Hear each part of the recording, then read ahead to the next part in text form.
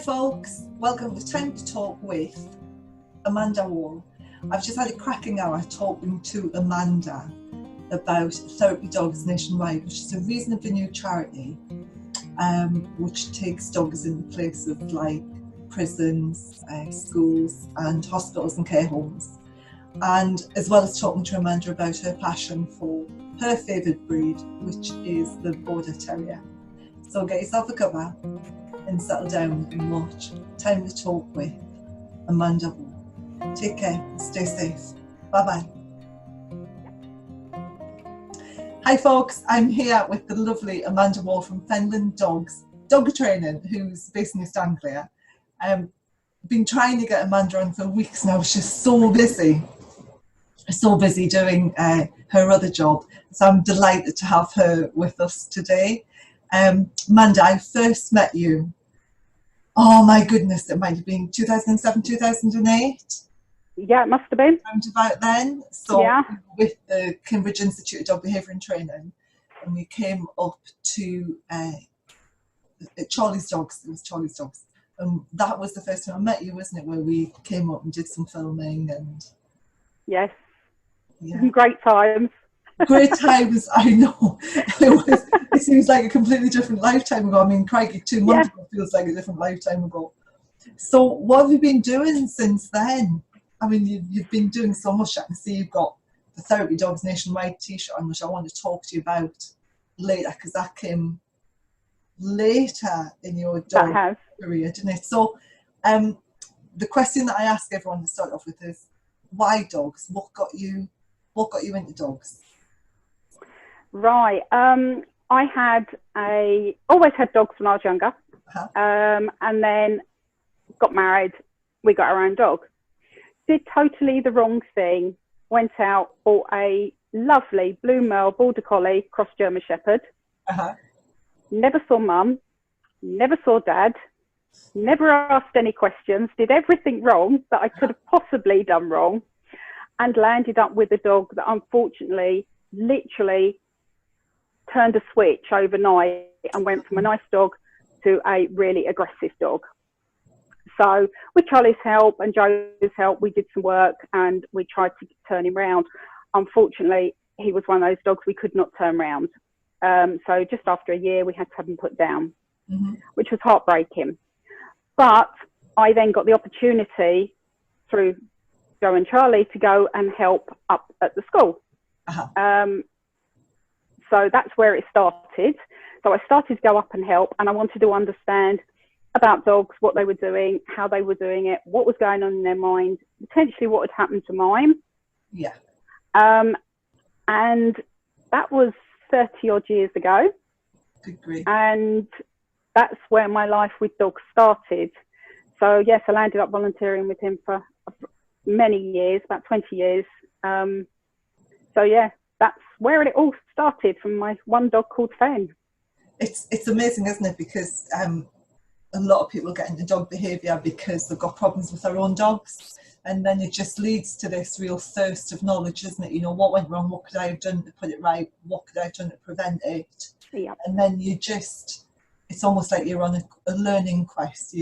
Each thing you learn leads you to something else and leads you to something else, and on it goes, doesn't it? And then before you know it, it's like a decade's gone and you're still nose in a book learning more about dogs. Yeah, you never stop learning. You never stop learning. People who class themselves as experts, I just laugh because I go, when's that going to happen, you know? Never. Each dog teaches me something new. Each dog and each person, you know, every person you meet teaches you something new, and every dog you meet teaches you something new, even if it's God, I'm not doing that. Not doing that one again. No, let's not do that one again. No chance. But you don't have collies, GSDs, crosses now, do you? You're a terrier girl now, aren't you? Yes, I am. I've got Border Terriers.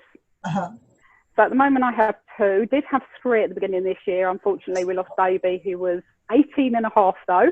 Oh my goodness. So can't moan. But yeah, I've got 2. I've got an 8-year-old and a 18-month-old, which are brilliant. Why Border Terrier? Dogs. Why Border Terriers? Right, there's loads of terriers out there. Why did you go Border? Why not Jack Russell or Sealyham or something? When I went to the vets, one of the vet nurses bred Border Terriers. So I heard about them through that way. Obviously went to see them, did everything right this time.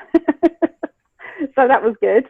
And they're little dogs with huge characters, and they will go on forever.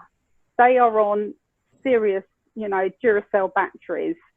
But on the other hand, they're quite happy to sit down and cuddle up with you. So that's what I like about them. They're portable. I could tuck them under my arm when we're hill walking. Literally we've done abseiling and they've come up the side of the walls with us because they're easy to handle. Yeah. So yeah, that's why I love them. They're so versatile. They're amazing. Because they're real. I mean, one of my friends has got Border Terriers, and she does agility with them. And then I know somebody else who's got Border Terriers and takes them hill walking because they've just got so much stamina. And they don't shed either, do they? These are or do they? They do, yeah. They do release their coat. They're not as bad as some dogs, but yes, they do release their coat. They're not in the same league as Labradors, though, are they? No, definitely not. Because I find them quite feisty, punchy little dogs, but they've got such characterful faces, and I don't know if it's just because of the wiriness of the face, and the frown, or the kind of razor eyebrows at you as well. And are they generally barkers? Like we train. We've bred the Jack Russell to bark, so you can find it underground. So what about the Border Terriers? Are they inherently barkers? The ones where I get them from, no, they're not. They have them not to bark. So they're taught from a very early age to be quiet, and they're quiet unless something is wrong. And then, my golly, do they let me know. Okay. But yeah, but overall, they're really, really quiet. And I love that. But I'm lucky enough, I teach them from a very early age not to go down the holes. Right. So what were the bred for? For anybody who's listening and doesn't know Border Terriers as such, what were the bred for? So they're bred to go underground and to flush out badgers, foxes, anything like that, which is one of the reasons they have their coat, a double fur coat, because if the badger gets hold of them, or a fox, they can actually release the top layer of their coat, and the animal will land up with a mouthful of fur, and they can escape out. So that's why you hand strip them. That's why the hair comes out. They're also great ratters, just normal ratters, I'm afraid. That's what they are really good at. If I've got a rat in the garden, it doesn't last very long. Fantastic. I'm afraid. Because, they must be really brave and feisty little things if they go down, they were bred to go down after badgers. And it's like people, the turtle dash, and that was bred to go down there as well. And people go, oh, they're really cute little fur babies. These guys go down and go after badgers, Well, Rosie's brother actually is a working boarder. So he actually works. And I've seen him work. Now, the difference between where I've channeled her energy into being a pet dog against where they've channeled his energy into be a working dog, I prefer mine, shall I say, than what he does. I've seen what he does. That interesting, because are you on about ratting? Is she, or? Yeah, he goes underground, so he goes to ground. Yeah, they're incredible, aren't they? Kind of get hold of them, give them a shake, and then throw them, and then go on to the next one. And I find it really fascinating because you then see this exactly the same behaviour in the pet dogs when they get hold of a squeaky toy, they grab it and give it a really good shake, and you think, yeah, you're trying to rip out the brainstem there, mate. It's so interesting when you see that instinctive behaviour taken out of, out of the farmyard and then brought into the house, and it's instinctive, you can't get rid of it. It's there. It's just channeling it into something else, isn't it? Yeah, and you can see why people get into difficulties with terriers and that, because if they don't channel it and they give them squeaky toys, my girls never have squeaky toys. Do they not? No, you can see what they will be doing. It'd be a nightmare. It's really interesting. So do you do agility with you, or is it the walking that you do to keep them to satisfy their needs? Yeah, no, I don't.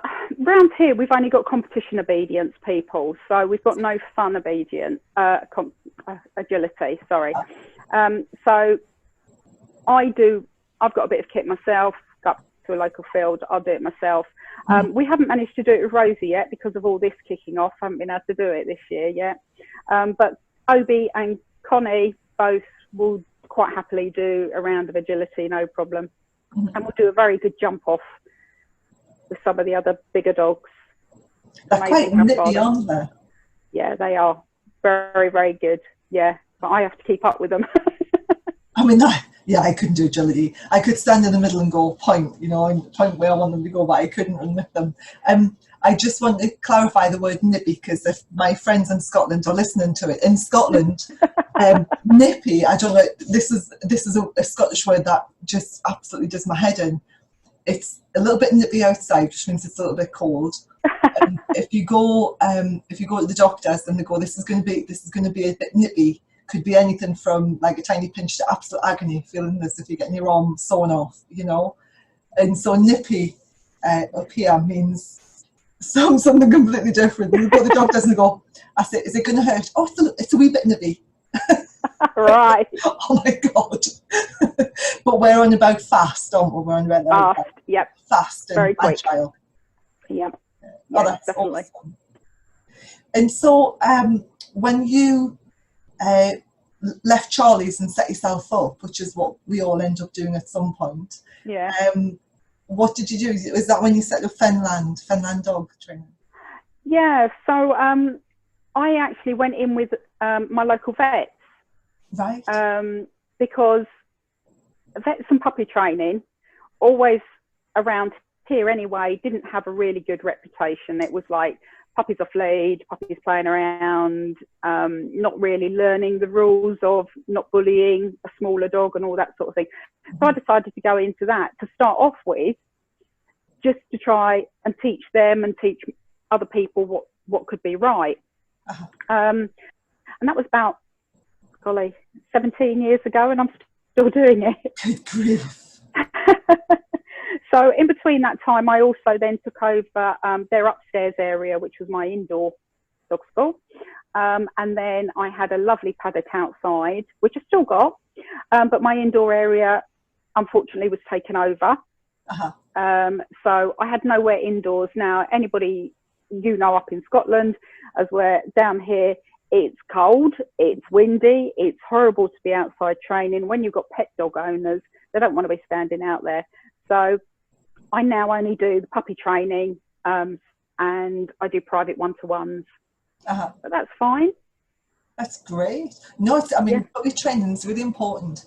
You hear lots of people going, I'm not very experienced, I'm going to train puppies, but actually giving the puppies the right start is immensely important. And you touched on something that I'm quite passionate about, which is puppy parties. And I always, and in the books, puppy books, I always say you're better off not taking your puppy to a puppy class than taking it to a puppy party where they can run riot, because it just teaches.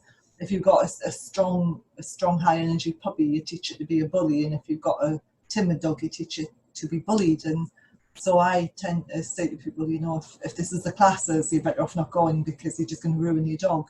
So I think people like yourself who are setting puppies up right are so important to the dog training public, because they don't get it. They think they're going to a vet, so therefore they must be trained, but the vet nurses aren't always trained. Some of them are fantastic and do really good jobs, and some of them just let the puppies bundle and go a bit mad, and then we end up with lots of work, because we've got dogs that have been completely ruined. But do you enjoy it? Do you enjoy doing the puppy classes? I love it.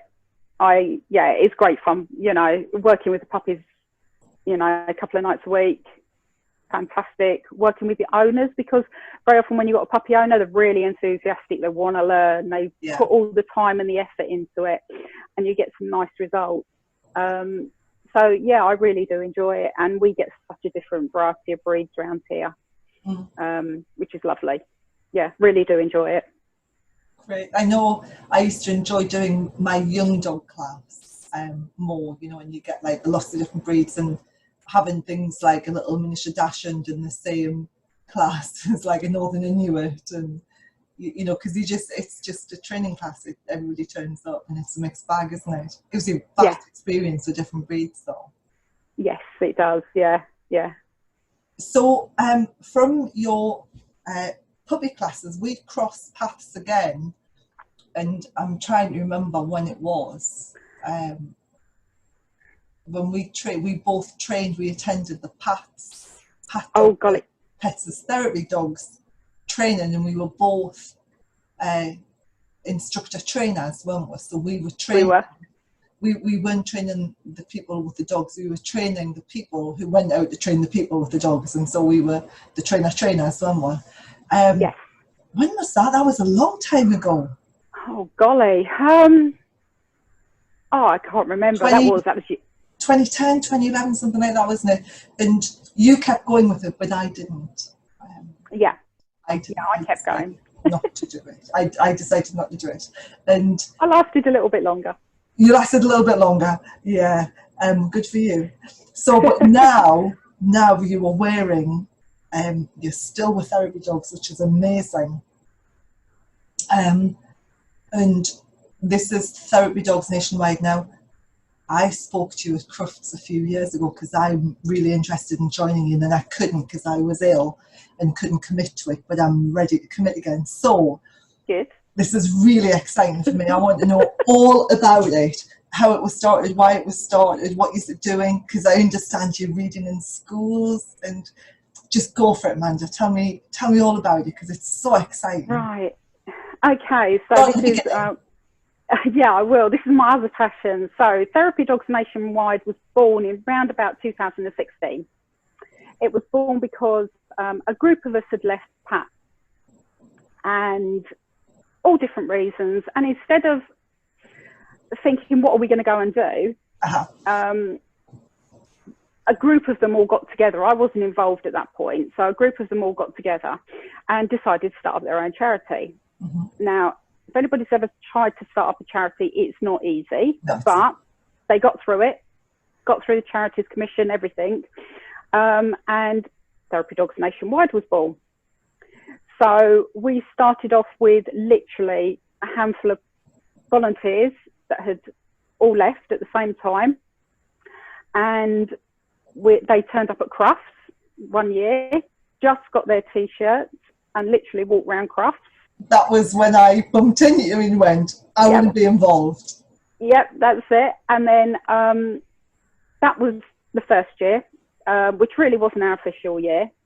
And then the next year, we officially launched it at Crufts. So in 2017, we actually officially launched it at Crufts with the great help of Pam St. Clements, who still supports us very nicely. And basically, we do the same as all the other charities that do any therapy work with their dogs. So we go into care homes, we go into schools, we go into stroke units, we go into prisons, we go to universities, we go into workplaces. You literally name it, we will go there and help. We do a lot of mental health work nowadays as well, to try and help students in that, especially around about exam time. Just before they go into their exams, about an hour before, we have a load of dogs there. They're all sitting there patting the dogs. And we're hoping the results will show that those groups of people have actually landed up with better results because they're calmer. Right, yeah. That's fingers crossed on that one. That's a bit of a trial we're doing. But we have now 895 volunteers. Wow. And it only started in really 2017, shall we say, is our first time. So it's an amazing amount of people and volunteers. People are so kind, aren't they? People, I mean, you know, I'm like, people need people.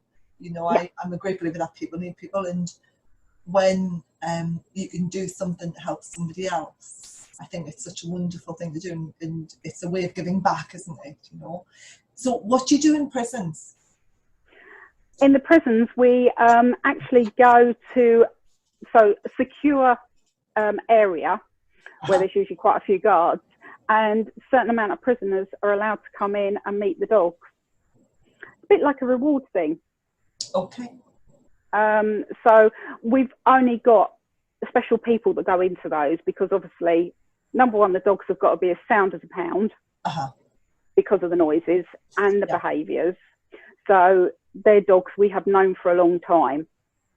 And also the person has to be a certain type of person to be able to go through all those doors and be locked in. I've only gone once with somebody, and it's a very weird feeling. It's that so, you've made me think of is it behind these walls or behind closed doors or something? It was the old prison drama from the 70s, and you would hear them bang the doors shut and then lock them, and you'd be standing between two sets of bars, and then I don't know if I could do that. I've worked with wolves, and everything's double barred with wolves, so you go in and you lock yourself in, bolt yourself in, and so you're in this little enclosure between there's the door to the wolves and there's the door out, but you're completely locked in, and you're standing and you go, okay, well, I hope that door's been locked properly. That's with wolves. So I don't know if I could do that. I don't know if I've got the temperament for it. No, we do have to have special. Yeah, it is definitely a specialist one. A lot of people say they want to do it, but once we say, right, buddy up with somebody, go and have a look, and they come back and they say, no, I'll go to a care home instead. Yeah, and that's fine. I think to be working prisons is a real, it's a real mindset, isn't it? It's the whole feeling of just thinking about it. It's like, oh my God, you'd be feeling really trapped. Let me out. You are, yeah. Wow.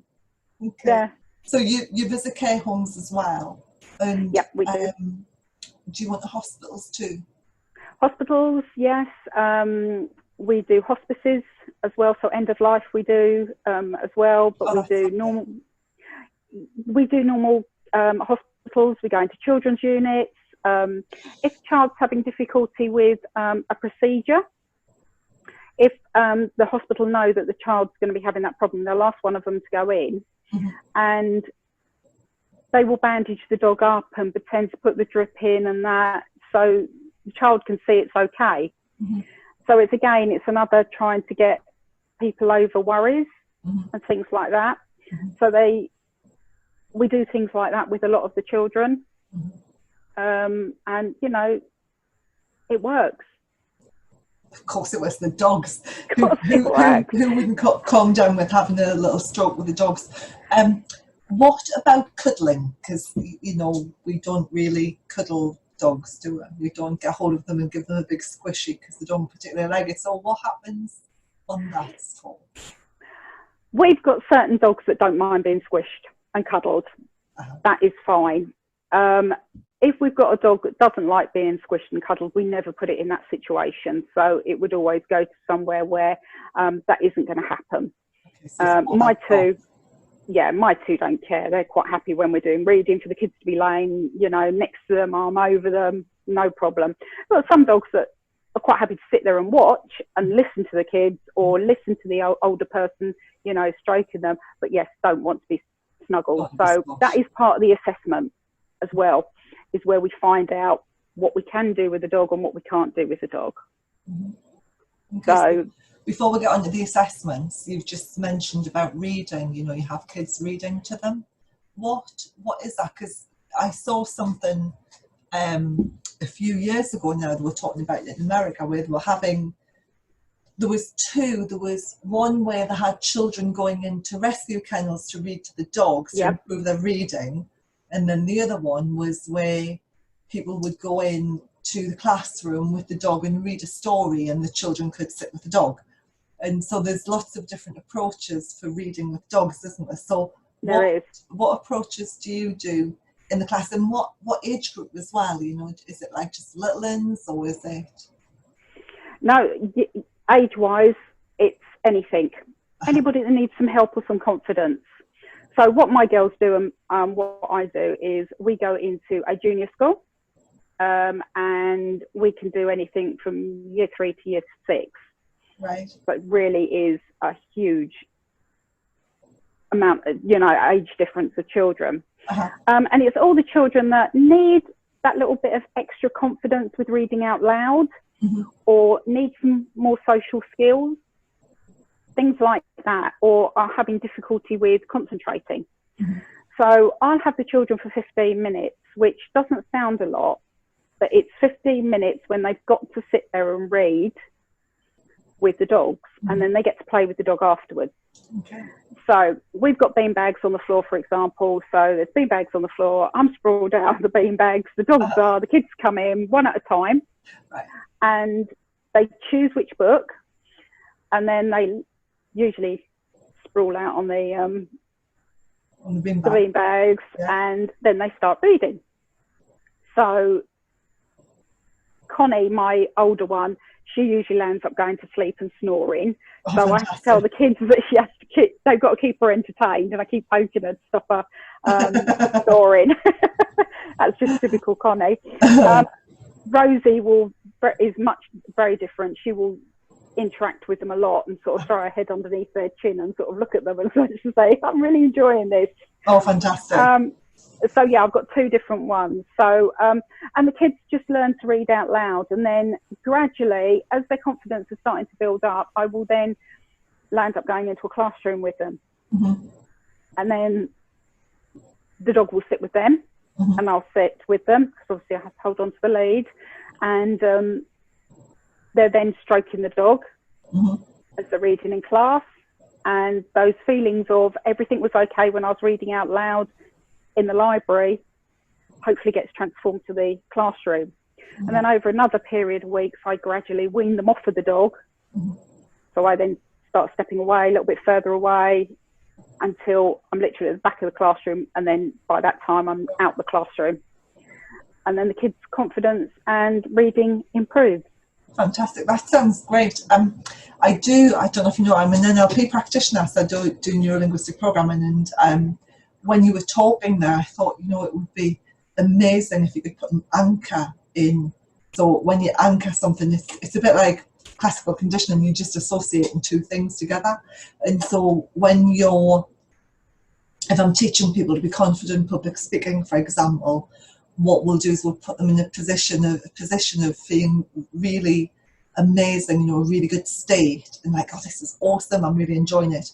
And then we'll get them to do something, either just push their fingers together or cross their fingers or do a fist. And what you're doing is you're anchoring the emotion of feeling amazing onto the body. So the next time, and we really, really reinforce it, and then the next time you want to bring forward that amazing feeling, you do whatever it was you were doing, and that will bring the feeling back.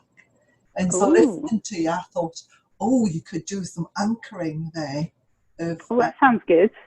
Yeah, I'll talk you through how to do it. It's, off air, but that is basically it. You have somebody in a really good state, and then you anchor it in by either, pressing or just doing something you wouldn't normally do. And then to bring that feeling back, you just work on the anchor, and that then stimulates the mind into releasing all of these really good feelings. Oh, excellent. I like that. It's really good. It is really powerful. For anything, public speaking, whatever, confidence, excitement, the whole lot, calming everything down. So do you have a teacher in the room with you when the kids are reading, or is it just one-to-one? It's I can actually do it one-to-one because I've done all their courses that they wanted me to do, the school, so I can actually do it one-to-one. But most of the volunteers will always have a teacher with them. Or like a learning assistant. Yeah, learning assistant teacher, somebody like that, just so you've got another body there, just in case anything happens. Yeah. But usually, I'm usually on my own. Sometimes I've got a teaching assistant with me. Depends who's free. But yeah, I was lucky enough, I suppose, as well, to do all the courses with them, with the school. They were quite happy for me to do them, so I could go ahead and do it. So are you registered on all the different school networks, and also in relation to hospitals and prisons, are you on this register of approved charities? And Yes, we are. Yes, now. Yeah. We've got that now. So you're part of the Bark to Read programme, aren't you? Did you help set that up, or did you help with any of the standards? Because I know you were attending meetings, weren't you? Yeah, so we're part of, there was about 14 other charities and companies there that are doing this. And all of us were at a point where needed to start to get some standards of dogs being into schools, because there's a lot of people that are just taking their dogs into school. Yeah. And it's there all day, and it's a bit like a doggy daycare, but it's in a school. So we wanted actual standards that the governing bodies of the schools would take on, which they have done. So we spent, about a year backwards and forwards to the Kennel Club and Dogs for Good.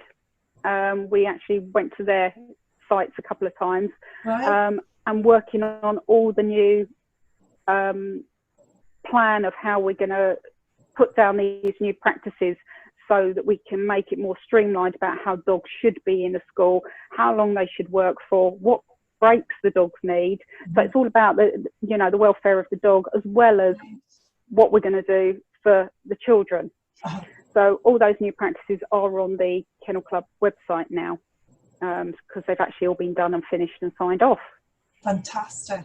That is really cool. So there's there's some really good solid guidelines, because I think a lot of people think dogs can just keep going and going and going, and they can't. It's hard going for them. Certainly, I go picking up with the dogs, and you have to kind of get them to that level. You have to work on that fitness level and concentration, and just to throw them in, a full day to school or half a day to school. It's really exhausting for them. Yeah, it is. The girls will do an hour. And then if the school needs me any longer, they have to have half an hour break away from any of the children. So we go away, and then we will come back and we'll do it and say another half an hour session. But then I've got two really tired girls for the rest of the day. Yeah. And they just sleep. It's mentally exhausting. People say, well, how can it be? Because they're just being petted, they're just being, touched or whatever. But they're being good the whole time. They're literally on their best behaviour. Minding their manners. They know as soon as they've got the uniform on, they're going to go to work, and they're in a completely different mindset to what they are on a normal day, shall we say. Yeah. So what's the uniform for the dogs? So the dogs have either a little jacket or a bandana. Oh, okay, cute. And they have a collar with Therapy Dogs Nationwide and a lead, all in yellow. So yeah, that's what our uniform is for the dogs. And for the humans, it's this lovely black and yellow t-shirt. Yep.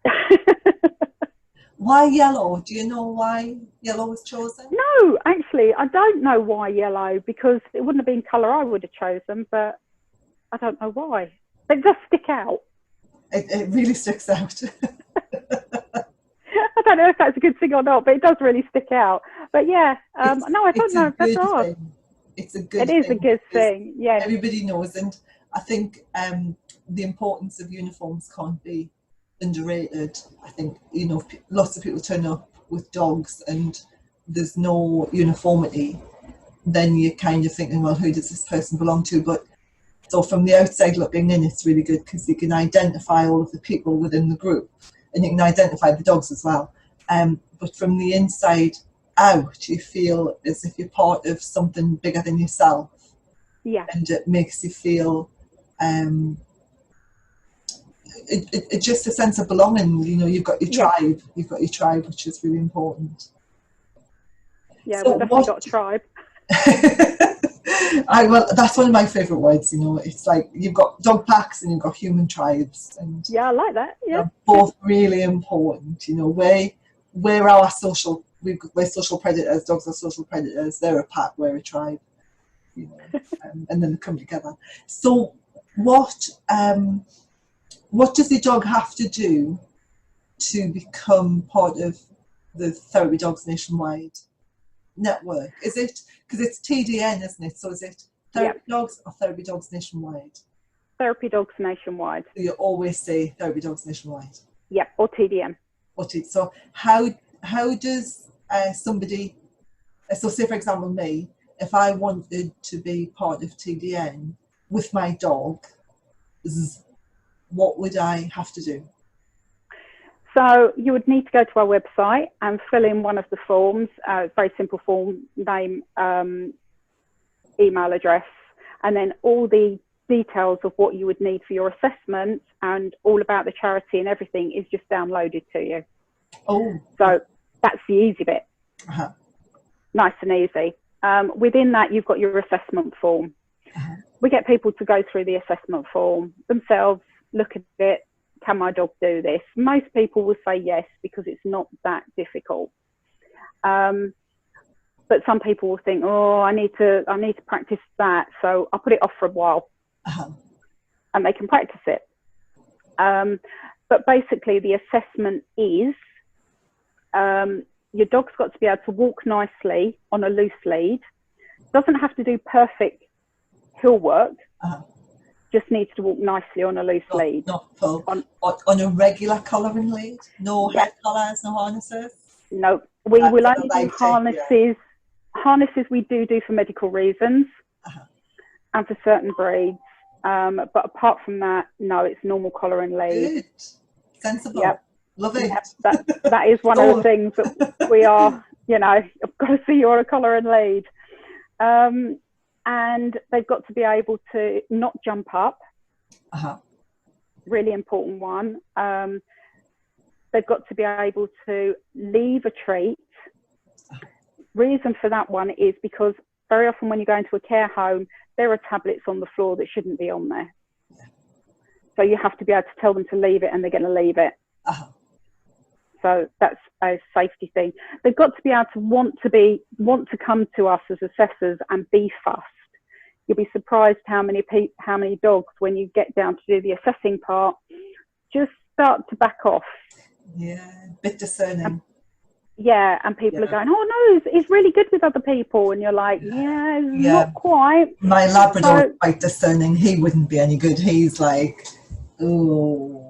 And then after a few minutes, he's his best friend, but to start off with, it's like, who are you? What do you want? Yeah, a little bit suspicious. So they need to be able to want to come to us. Then we check them all over. So we check a vet check, basically, just to make sure they're happy with being handled, especially making sure that the tail is happy to be held and pulled and twisted and goodness knows what else, because some of the children we go to aren't from mainstream schools, they are from special needs schools, so they do grab a bit more than some of the other ones. So we need to make sure that's okay. Then we need to make sure that they're happy to being stroked and patted and all of that. But we also do that with a hand like this, because a lot of the older people have got arthritis. They can't stroke like that. So we all stroke like that. But suddenly when you do that to a dog, they're like, whoa, that doesn't feel normal. So we do that all over. So we're checking that sort of thing. We need to make sure how quickly they recover from a noise. So we will drop something to the side of them that will make a nice clanging noise. Is it the big tray with cutlery on it? No, it's not that bad. Oh, thank goodness, because I hated that one. That was one of the things that put me off Pat, actually. Yeah. Because I thought it was over the top. I thought it was too much for the dogs. Yeah, no, it isn't. I usually just drop my keys. Yeah. So just a normal, what you would drop at home. Yeah. And the dogs are allowed to back off. They're allowed to react to it. We just want to see how quickly they recover. The main reason for this is because if you're in a hospital, there are huge noises in there. Yeah. The school bell, the first time I heard it, I'd forgotten how loud it was. Oh, it's really loud. You know, the girls were fine. I jumped 3 foot in the air. The girls were fine. But yeah, that sort of thing. We need to make sure that they don't mind their feet being touched. Because a lot of people, like the kids especially, when the dogs are laying, they'll play with their feet. Yeah. So we need to make sure there's no reaction with feet. Now, if they react to any of these, it potentially isn't that's it. forget it. You know, I've done ones where we've put on there, nobody can touch the dog's front feet. Right. Okay. It's not aggressive, but it just doesn't like it. Yeah, which is fair enough. Easy one. Nobody touches their front feet.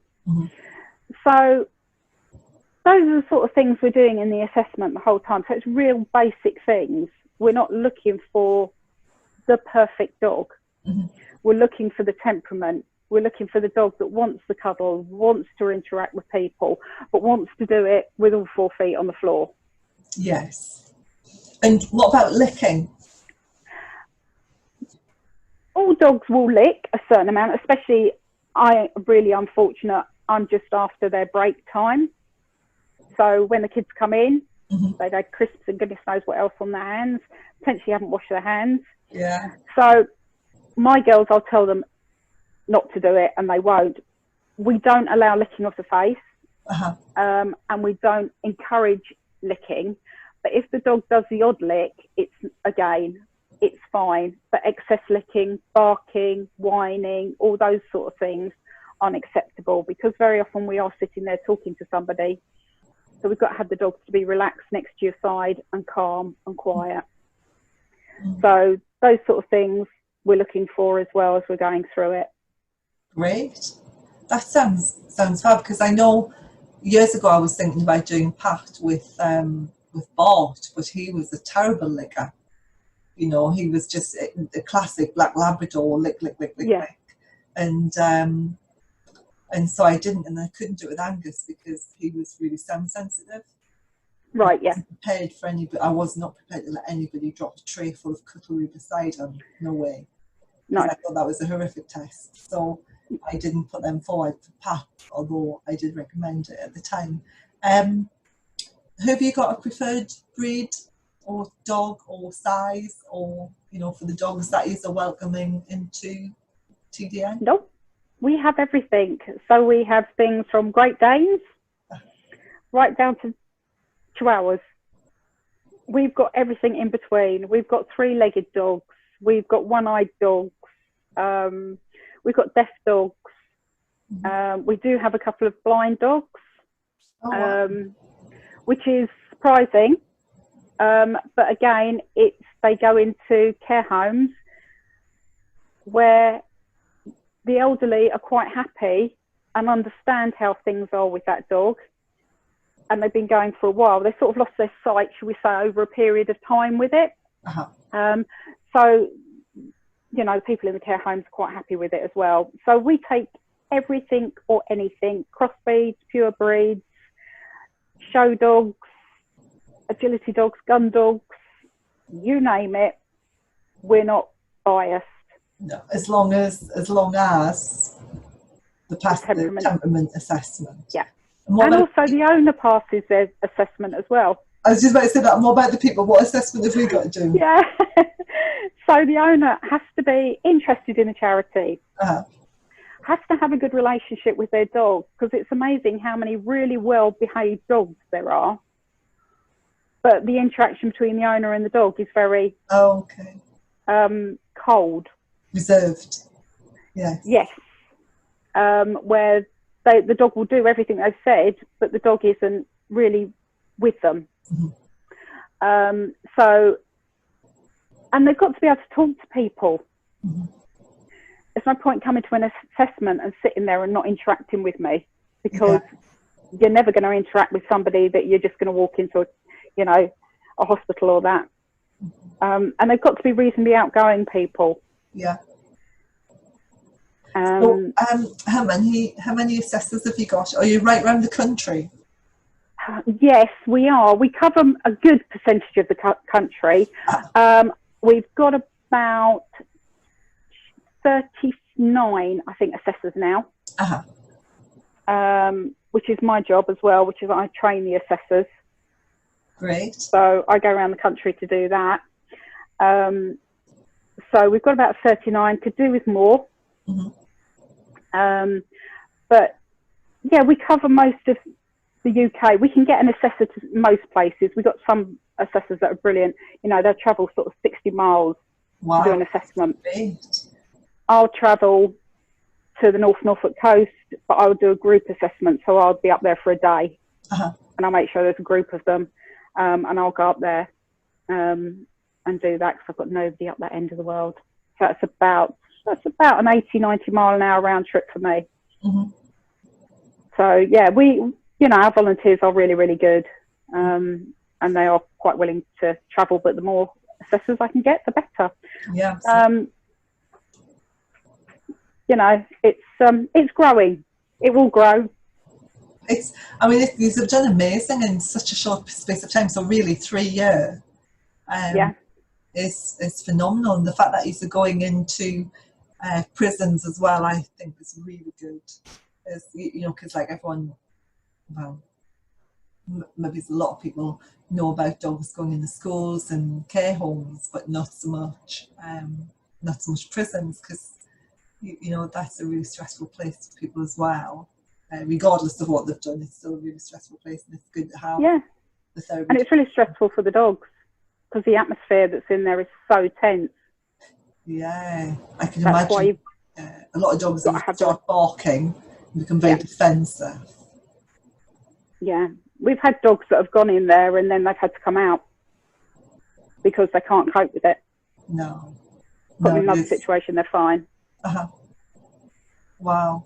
It sounds amazing what you're doing, and still doing your puppy work as well. So what are the plans at the minute? I mean, we're still in lockdown. It's the 18th of May. I'm just checking the date on my computer. It's 18th of May. So still England's kind of faffing about with lockdown. Scotland's still in lockdown. What are you doing at the minute? Are you just trying to get admin done, or trying to keep the interest there ready for coming out of lockdown?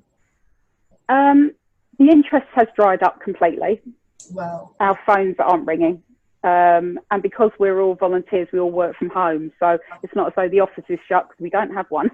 No. So yes, the phones have stopped, the admin's all stopped. So yes, there's the admin teams doing tidying up, looking at different things we can do as we come out. Obviously all the volunteering has stopped. We can't go anywhere, we can't do anything. So all the dogs are on a break. So they've all been furloughed, as I keep telling them. You've been furloughed. So when we will get back into a care home, I don't know. No, I have no idea. Will it be this year? I can't see me getting back into a school this year, talking to my head. Really? Yeah. They think it's going to be a long, slow process getting back to normal. And then, obviously, then they have to take the risk of bringing their volunteers back in. Yeah. And the volunteers have got to take that risk as well, haven't they? Yeah. So I'm looking that everything will be on hold until next year. That's personally me. Mm-hmm. I can't see hospitals letting us in. No, I can't. Prisons aren't going to let us in. The universities aren't working. So until they start back up, we're not going to be able to use them. Workplaces, we may get into some workplaces earlier, like Amazon and places like that we go into to do. Oh, you go to Amazon? Yeah, we do stress awareness events for them, especially around about Christmas time. Oh, yeah. And we just take a load of dogs in to there. But I really can't. I think we're going to be one of the last that's going to be out of the trap to be able to go and do our work. I mean, there's just so much uncertainty, isn't there? Nobody knows what's going on at all, and you know, we can't even plan for anything at the minute, which is understandable. We just kind of have to take each day as it comes, don't we, and hope that we come out of it the other side. Although I don't think life will ever be the same again, really, will it? No, I don't think it will. I think it'll be a lot different. Hopefully for the better. Well, I was talking to Kenya the other day about the virus and everything. And I can remember when Lord of the Rings came out. Yep. And we talked about it a lot then. You know, if you were given this ring of power that would allow you to rule everything, would you be able to destroy it? Would you be able to do it? Would you be able to undo what has been done? Like, would you be able to undo it permanently? And then, you know, and we're watching the news and you see, you know, the dolphins are back and the water's clear and the ozone's healing and the sky is lovely and clear. And it's like, to me, it's very much, I'm being all authorish, to me it's very much like Frodo standing with the ring. Do I drop it into the lava and make it so that this can never ever happen again? And so I kind of feel as if we're right on the edge there, you know. Or the government's going to go back and try and push people flying to the level that they were. They're going to try and push, you know, the corporations and go back to the massive pollution. You know what I mean, don't you? Yeah. Or they say, right, enough is enough. We've got clear skies. We've got rid of the pollution. We're starting to clean up the oceans. Enough, you know. Or the people in power so money hungry that they're just going to go for it.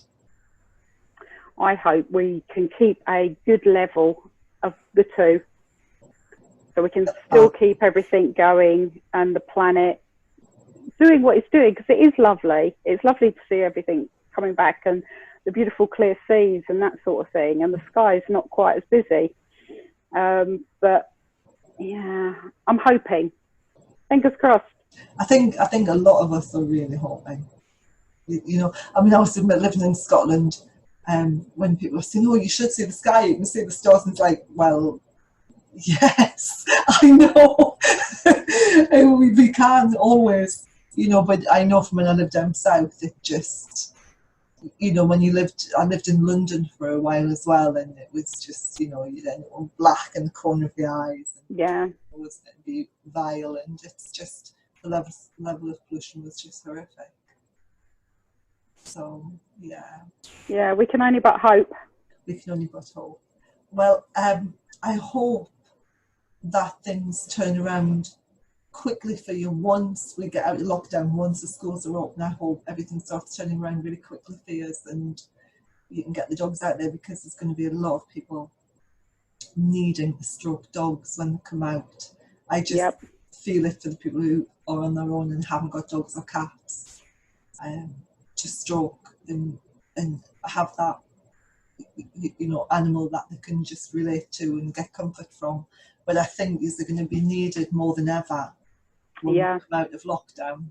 And I just hope everything starts moving really quickly, and I hope that the different organisations realise just how valuable you are to help them get back on an even keel with their patients, with the students, with, you know, everybody. So I hope it all turns around really quickly for you, Samantha. I think it will. I think, you know, we've had already some inquiries about when and if can you come. So we've had some of those already. So yeah, I think it will be, you know, I keep saying to the volunteers, look, just rest up, because I think we're going to be busy afterwards. Yeah, I know. Yeah, collect your stamps now, ready for when they're going to go flying out the door. Yeah. Yeah. Wow. Amanda, it's been great talking to you, and I'm so glad we got to talk after, you know, we've both been really busy, even though in lockdown the pair was completely flat out. And it's been so good to talk to you and find out more about Therapy Dogs Nationwide. Thank you so much for taking time out to talk to me. Thank you for inviting us. Oh, you're welcome. You take it steady and stay safe. I will, and you too. I will. Take care. Bye-bye. Bye. Bye.